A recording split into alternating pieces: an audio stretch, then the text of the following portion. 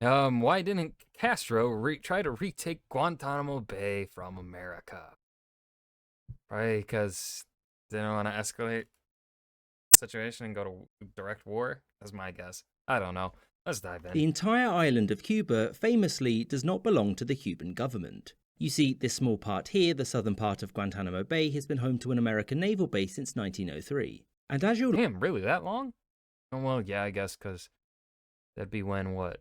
The United States left Cuba or whatever after the Spanish-American War? likely know, there have been points during that time where the Cuban and US governments really didn't get along. Oh, And no throughout way. the premiership of Fidel Castro, when these relations were at their lowest point, he wasn't able to retake Guantanamo Bay for himself and his country. Which raises the obvious question, why not? Why didn't Castro and Communist Cuba try to take Guantanamo Bay and make the island whole once more? Hold on. Why didn't Castro And that's how much, that's such a weird border. and Communist Cuba try to take Guantanamo Bay and make the island whole once more? So to learn I always pictured it as even, smaller than that. Like smaller than Hong Kong Island size, you know? how Cuba ended up in this position, we've got to go back to the 19th century. Not you, not this time. Yeah. In the closing years of which the Cubans revolted against Spanish rule.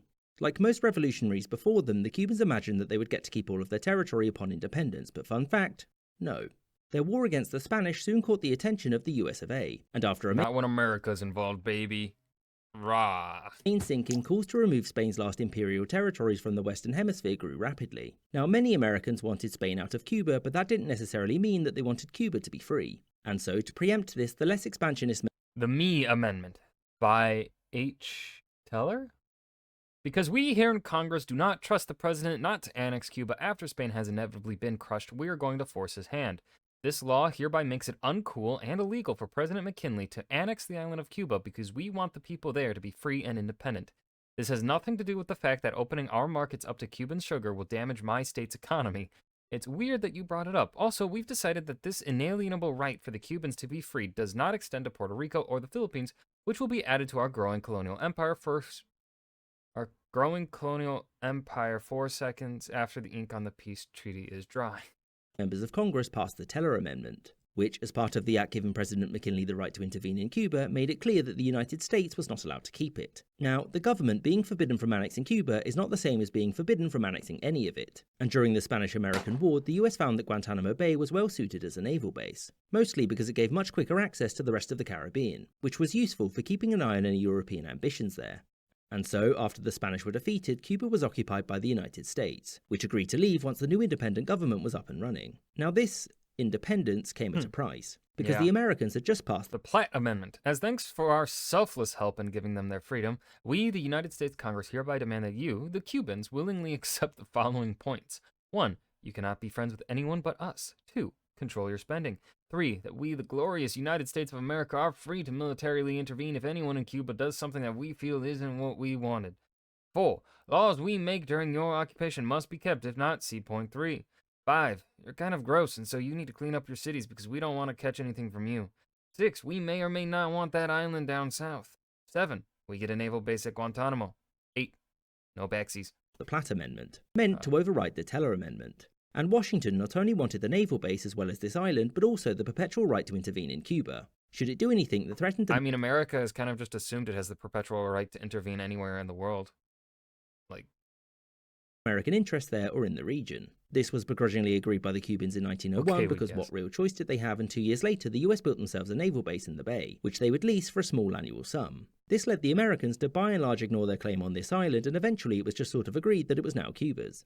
Over the next decades, the US routinely intervened against any destabilizing forces in Cuba, and steadily began to economically dominate the island. This continued until the early years of the Cold War during the fractured rule of President Fulgencio Batista.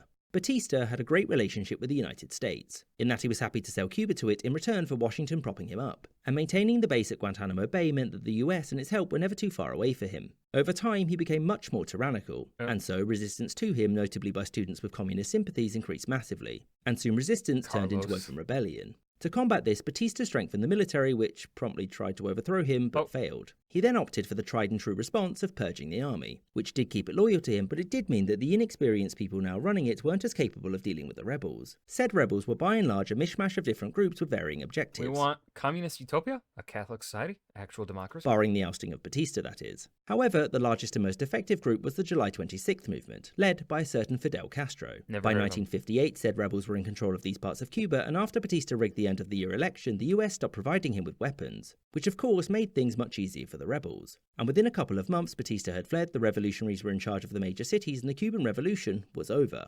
Mostly. Kind of. Well, not really. Yeah. You see, the coalition of rebels were now in charge. And whilst they could put their differences aside fighting against a common enemy, when it became clear though that not everyone could get what they wanted, tensions rose. Castro was in charge of the most guys with guns, and so he got to choose the new interim president, before telling said president to make him prime minister. He announced that there would be elections, but don't worry, he banned all opposing political parties. Ballot for the 1960 Cuban general election, July 26th movement. Too, so that he, on behalf of the people, could take all of that troublesome and tiring thinking out of the process. He would soon change his mind and ban elections altogether, but long story short, Cuba was now Castro's, barring the short-lived rebellion by his former associates. Now, it won't surprise you to learn that Castro and his fellow co-revolutionaries didn't believe that America's ownership of part of Guantanamo Bay was legitimate, and they argued that it was an agreement between the USA and a dead government, and thus was void, meaning that it would be nice if the US Navy just simply left. Now, running a country after overthrowing its government means that some things are naturally going to get overlooked. And one thing that the new communist government did was to cash the American check for the Guantanamo lease. Now, Castro claimed that this was an oversight, but the Americans quickly claimed that by accepting the money, the new rulers of Cuba had legitimized the lease, and so therefore, no backsies. Obviously, that's not really how things work, because it's not like Eisenhower or any of his successors would have handed Guantanamo Bay over anyway. Yeah. And in the decades following this, the Havana government was sure to never cash another one of those Polite notice, we do not accept American capitalist pig dog checks. checks. And it maintained that the United States had absolutely no rights to the base, or anything else on Cuba, which is why the government nationalized basically everything and their former American owners got nothing in return. So Castro obviously wanted the Guantanamo territory back under Cuban control. But he wasn't a dummy. Whilst the US garrison there was small enough that he would have been able to capture it fairly quickly, it's not like the US would have just simply accepted that its soldiers had been killed and its territory attacked. Yeah. In fact, not only did Castro and his government refuse to consider attacking the US base there directly, but during the first years of their rule, they were terrified of the Americans invading Cuba to remove them. Which was a fair concern because that's what they wanted to do. Yeah. Now I know what you're thinking. This is because of the US's right to intervene in Cuba, part of its constitution, if America's interests were ever threatened. But actually, it wasn't, because Franklin D. Roosevelt had given up that right in the 1930s to improve relations with Cuba. He still kept the base, though. That was just useful. Their fear actually came from the fact that the United States was a hegemonic superpower, and could do whatever it wanted in the region with very little pushback. In response to Castro's takeover, President Eisenhower embargoed the country and began preparing for an invasion of Cuba. Not by the US military, though. Castro was seen as far too popular with the Cuban people, and the worry in America was that casualties would... Let's see, the American Times, September 14th, 1961. Cubans shoot back. Turns out they don't want it there. President Eisenhower's glorious and 100% moral military intervention to save the downtrodden and oppressed peoples of Cuba from the communist overlords has gotten off to a confusing start. While CIA advisors made it clear to the president that the people of Cuba were yearning for us to save them from their squalid lives under Castro, it turns out that they were wrong. Not only did the Cubans not throw our brave boys a parade upon their arrival, but they even went so far as to shoot at them when they landed on the island.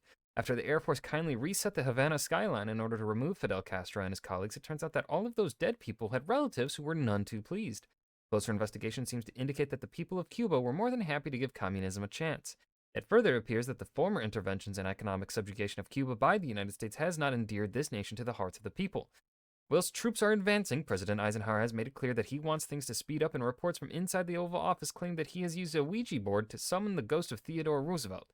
The spectral ex-president chastised Ike for interrupting his hunt of the Archangel Gabriel and recommended that he not make dumb decisions in the future. The phantasmal Theodore then returned to the next life, but not before taking a few pens with him. Reports from the front indicate that in the opening days of the conflict, dozens of U.S. soldiers and Marines have lost their lives, whilst the Navy has misplaced one of the carrier strike groups in the region. How do you misplace an entire carrier strike group? In spite of this troubling news, we must take hope, because if there's one thing that we can safely assume in the 1960s, it's that communist leaders and soldiers will quickly give up and will accept us changing of their government. New oil group unlikely to matter. Attempts to create a cooperative of oil-producing countries is unlikely to matter, claim the heads of the oil companies targeted by said group. The nations of Iraq, Venezuela, Saudi Arabia, and probably some others have collectively decided to put their heads together to create OPEC, in order to undermine the major American and British oil companies. When asked about whether or not they should be concerned, these companies confidently said no, claiming that such a group won't be able to agree on anything and would likely break apart long before it could ever organize a boycott of America for helping Israel in a future war. Weird thing to say, but it does seem that OPEC's days are numbers. Stupid. I love it.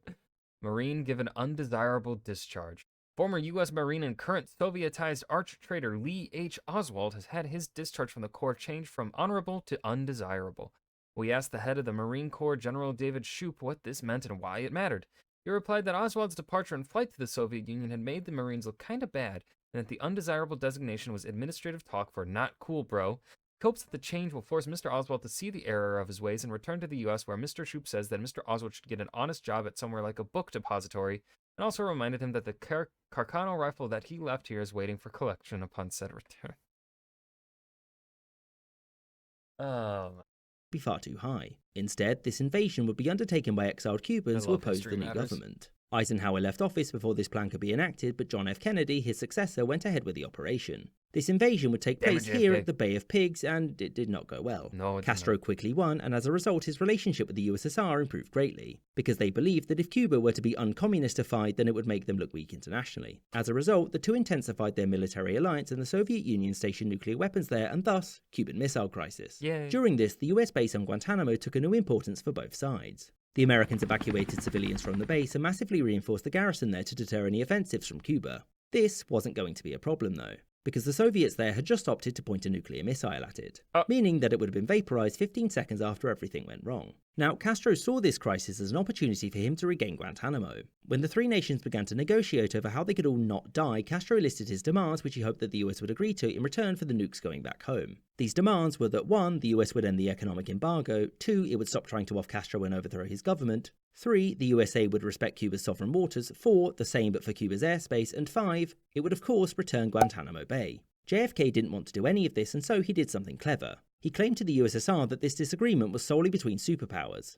and that Castro shouldn't be allowed to torpedo negotiations that were so important. Oh, damn. And Nikita Khrushchev, the Soviet premier, agreed because Castro was kind of hard to work with. And by ignoring Cuba's demands, he had a better chance of getting what he wanted. This obviously wasn't what Castro had hoped for, but after the crisis was over, the Soviet Union promised to keep some troops in Cuba, because at least that way, if the US invaded again, then the Soviets would be forced to get involved. But outside of that, the Cubans didn't really get much from the crisis. And the US, not even for a second, ever considered handing over its naval base. And after this, the Cubans weren't really able to do much about the Americans on their island. They wanted it gone, and the Americans didn't want to leave. And given the massive disparity in power between the two, the only way they were going to get the Americans out was via a diplomatic agreement. But there was nothing Castro could give them that would make such a trade worth it. And thus, Cuba had to resort to diplomatic nagging. And it was shocking to learn that this didn't work, and the United States remains there until this day.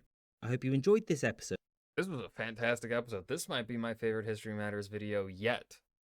Honestly, yeah, you know what? I'm going to say it. It is my favorite one yet, because I can't, this one went in way more depth than I expected it to go. The comedy was on point. Yeah, 10 out of 10. Next video.